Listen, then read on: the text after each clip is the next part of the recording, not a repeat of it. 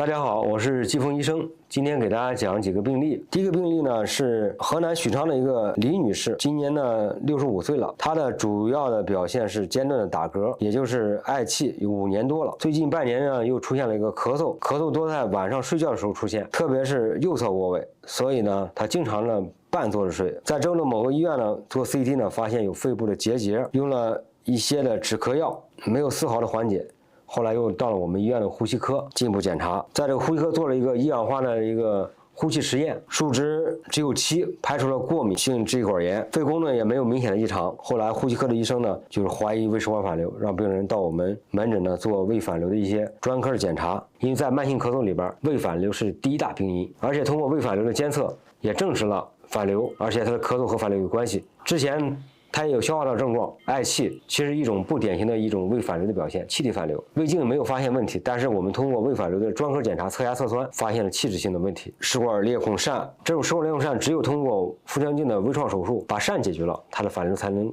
从根本上解决。手术当天晚上就能够